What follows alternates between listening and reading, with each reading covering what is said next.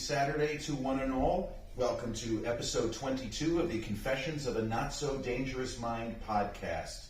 I want to thank you once again for joining me. If you're on my YouTube channel and you like the content, don't forget to click like and smash that subscriber bell. Or if you're joining me for the audio version of the podcast on Spotify, iTunes, or the other platforms, please, if you enjoy the content, and only if you enjoy the content, click like and subscribe. So I'm normally not somebody who's like ahead of the curve or in front of pop culture or FOMO, fear of missing out. But last night, on its night of premiere on Netflix, I watched Leave the World Behind, which I thought was a great movie. And in general, and for those who don't know, maybe you've seen ads, you could probably figure out, okay, it seems to have Armageddon, end of the world type vibes. Yes. In general, I am a fan of what used to be referred to as disaster movies. And there was a famous filmmaker named Irwin Allen. There's a great name for you to Google. And he was like Mr., or if you want to call him like Apollo Creed, the master of disaster. He made films like the original Poseidon, and Towering Inferno was also him. That Towering Inferno is now 50 years old almost. That still plays. That's a movie where it was based on two books, one of which was called The Glass Tower. And it deals with like 130-something story building that, well, let's just say there's a fire and it's not so easy to get people out in a building like of that size.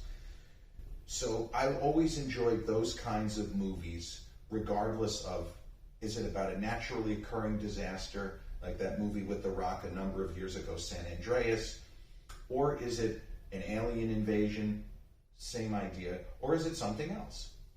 And Leave the World Behind has elements of a lot of different types of disaster movies, but it doesn't feel like, yes, it took inspiration from certain films, but it feels different. It feels fresh and vital and exciting, and it very much feels like 2023, that this is happening now.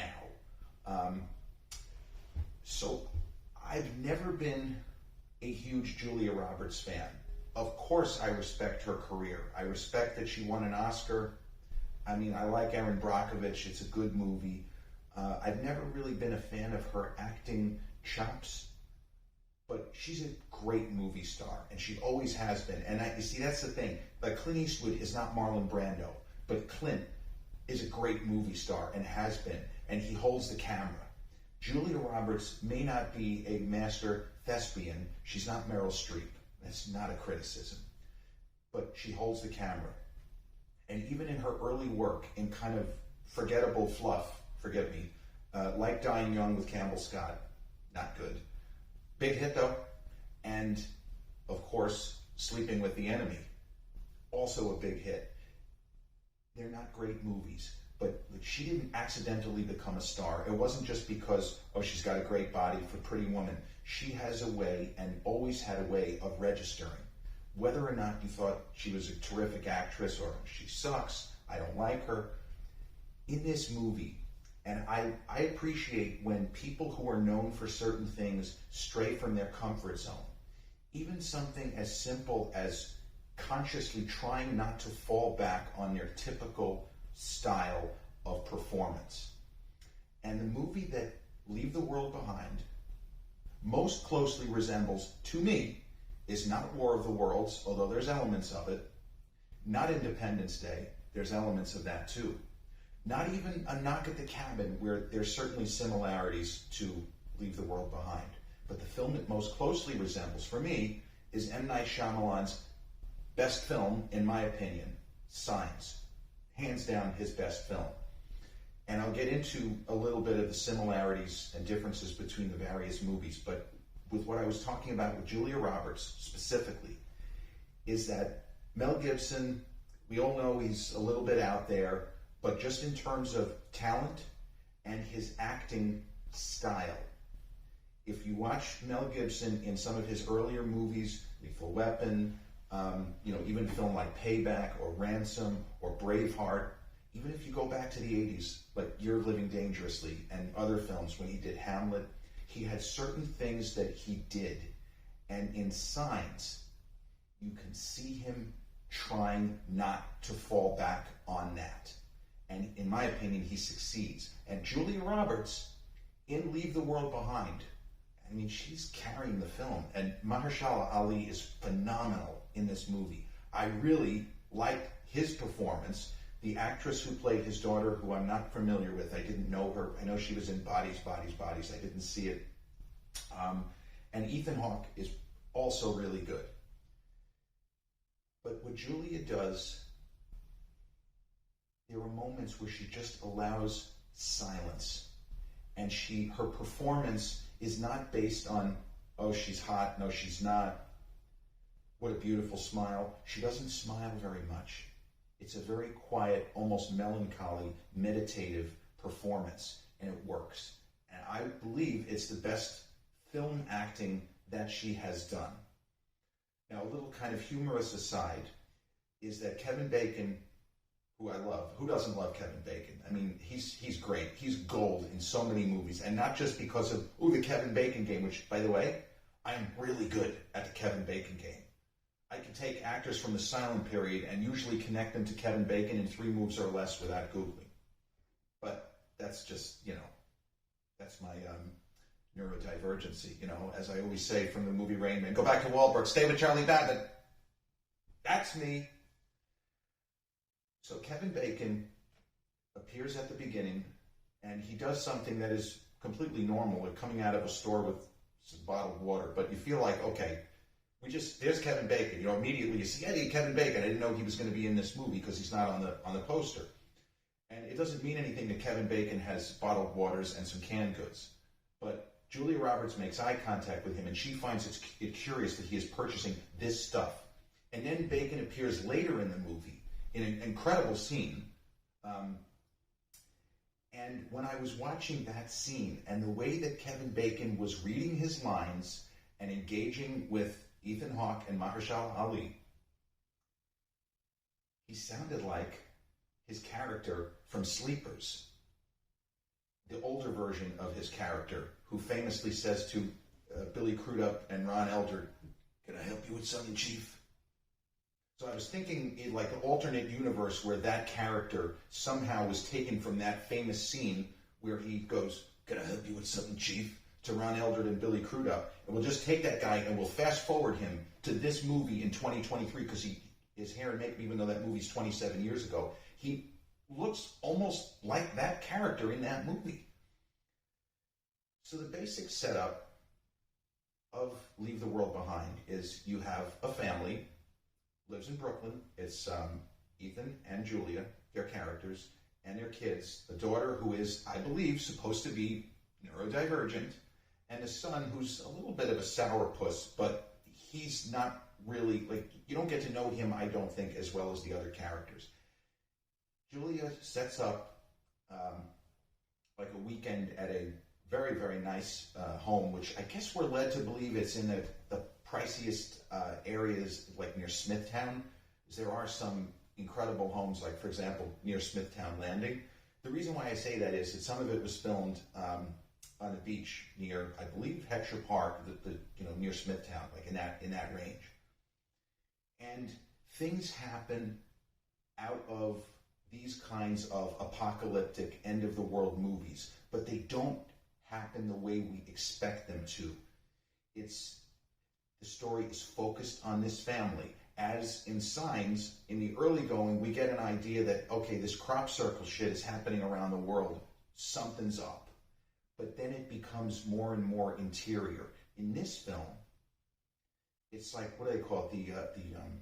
The camera is following these people, and we more or less only learn what they learn. There's a big scene where Mahershala Ali's character only sees something catastrophic because he happens to go to a neighbor's house. In other words, the camera is traveling and following him. It's kind of like in the movie The Pianist, where we pretty much only know what Adrian Brody's character as Vladek Spielman knows. If he happens to see Nazi soldiers engaging Allied soldiers, we see it. but there's no sense of a larger, we're just kind of hoping for information, and we're following with the characters where there's chunks of the story where everybody's trying to figure out what's going on. Did you find any more information? Did you find any more information? So when we think of the classic disaster films of this type, I love War of the Worlds.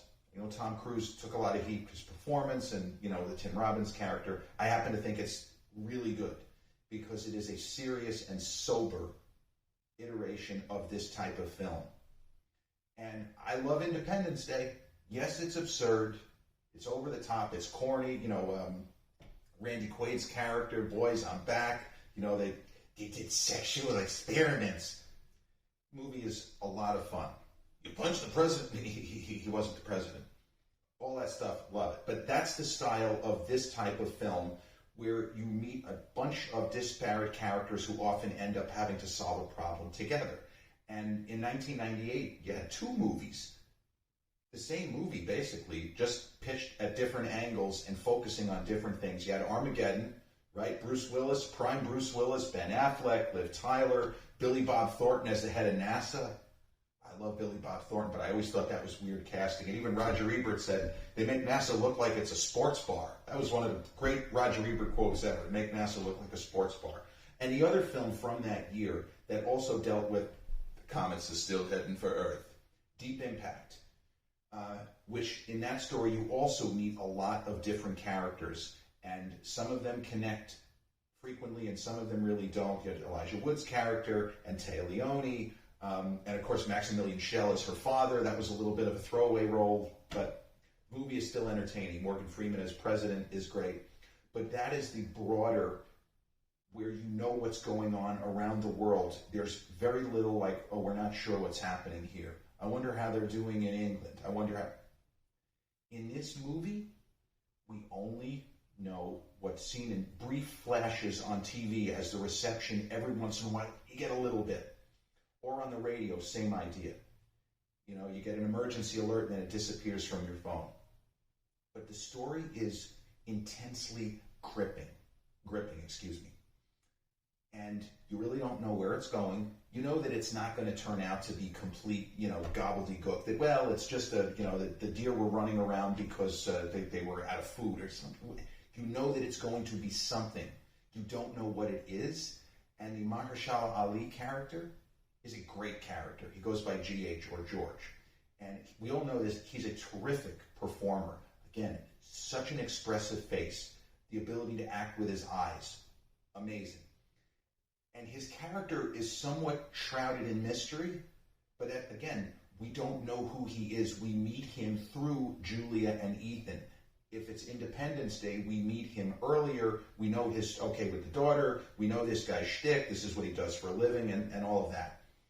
But because we only know what the camera shows us in an overwhelming percentage of the film, we see Ethan, we see Julia react, we see the kids.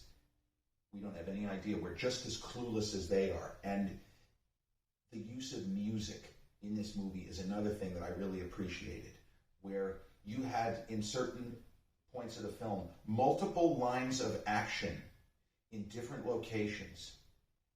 The music doesn't stop. It just slowly builds and builds. And I was on the edge of my seat from at least the 20-minute mark when things start to go a little bit haywire.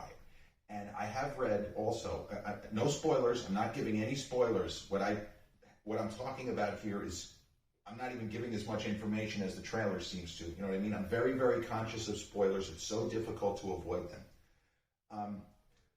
But the slow, gradual build and the use of music is immaculate.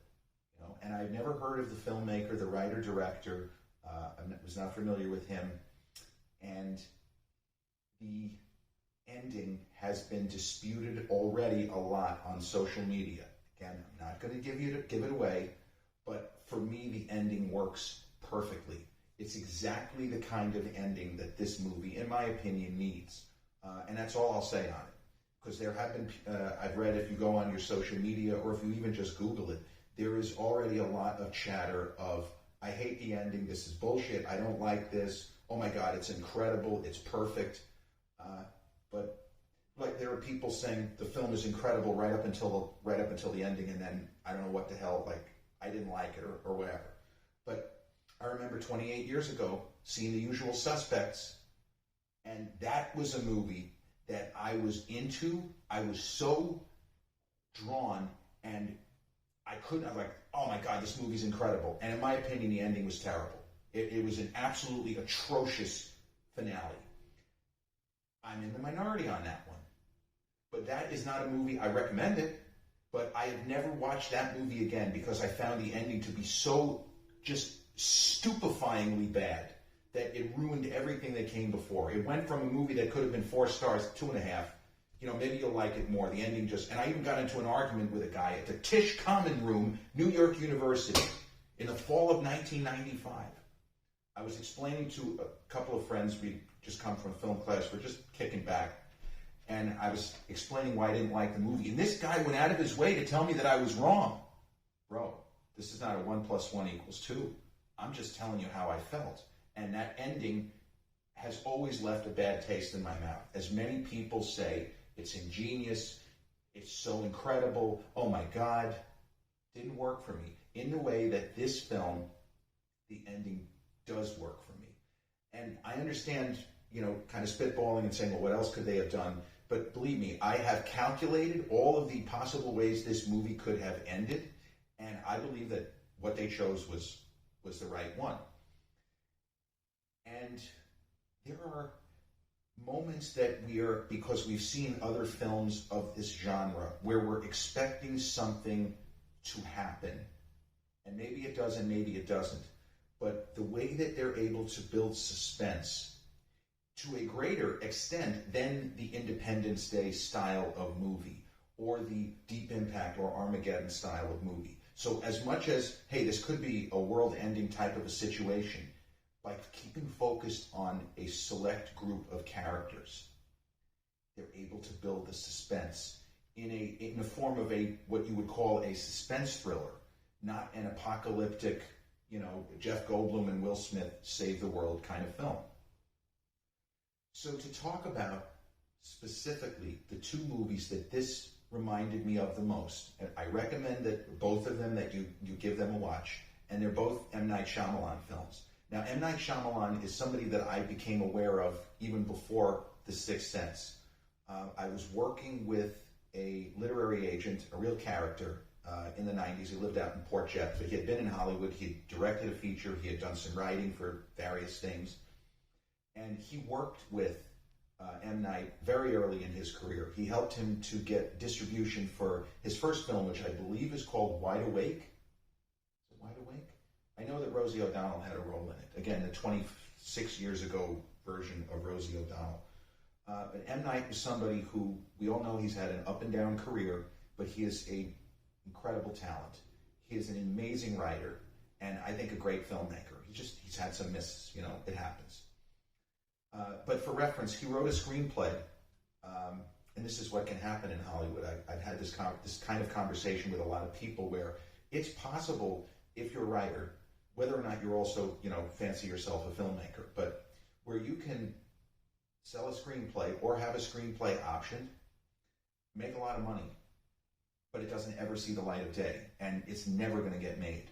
And M. Night wrote a screenplay called Labor of Love, which almost everyone who read it loved it. And this is going back probably to the days of The Sixth Sense, or maybe even prior.